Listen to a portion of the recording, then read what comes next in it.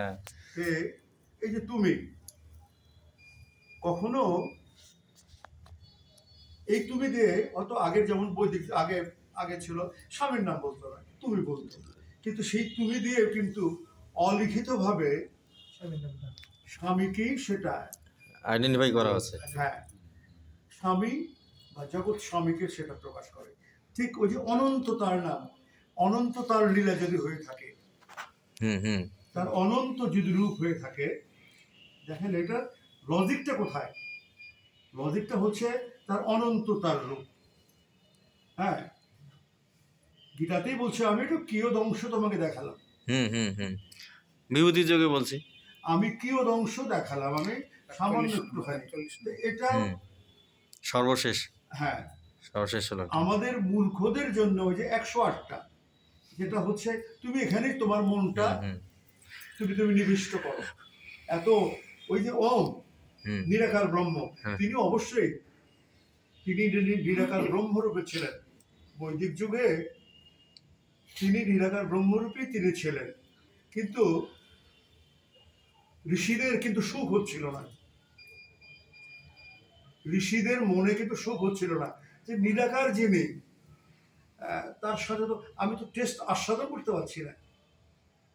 আমি ওই বাতাসটা বুঝি, আলোটা বুঝি, গন্ধটা বুঝি, যখন তার গন্ধ আছে তাহলে নিশ্চয়ই কোনো বস্তু আছে। কোত্থেকে গন্ধটা আসে? দেখেন কিভাবে মনে ঋষিরা তাদের দৌড়টা কেমন করে শুরু হলো, মানে এর ল্যাবরেটরিটা কোথায়? হ্যাঁ, সেই সুগন্ধ আসছে। হ্যাঁ, কোন থেকে সেই সুগন্ধ আসছে? এই সুগন্ধ আসলো কোত্থেকে? হ্যাঁ, এই সুগন্ধ খুঁজতে গিয়ে খুঁজতে খুঁজতে খুঁজতে আসলো হচ্ছে আরণ্যক, উপনিষদ। উপনিষদে এসে তাদের কাছে প্রকাশিত হলো যিনি ভগবানকে খোঁজেন, ভগবানেরও ঠেকা আছে, কিন্তু তারও ভগবানের ঠেকা আছে। আসলো একটা শব্দ, আসলো রসময়। আরে বাবা, অদ্ভুত কথা, তিনি রসময়। যখন ওমকার ছিলেন, এটা গীতার সপ্তম অধ্যায়ে আছে কিন্তু। হ্যাঁ, অহম আপসু কন্তায় প্রভাবসী শশী সূর্যায় বনব সর্ব বেদস্যু শব্দ খম পরশুম নিশু। এই যে রস শব্দটা আসলো, মানে প্রণব শব্দের মধ্যে রস যুক্ত আছে। এই রস খুঁজতে এটা মানে বেদে আপনার উপনিষদে এই পর্যন্ত থাকলো। তারপরে আসলো হচ্ছে ভাগবত, আসলো পঞ্চম বেদ বলা হচ্ছে। সেখানে গিয়ে তিনি প্রকাশিত হলেন।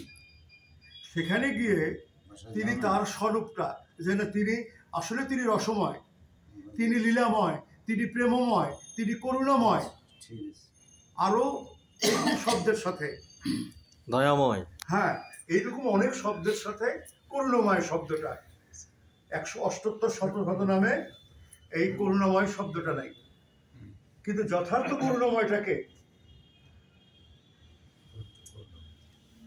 আমারও প্রাণ তোমারই দান, যিনি আমার প্রাণটাকে দান করেছেন, যিনি যার ইচ্ছায় আমি যতটুকু সুকর্মই করি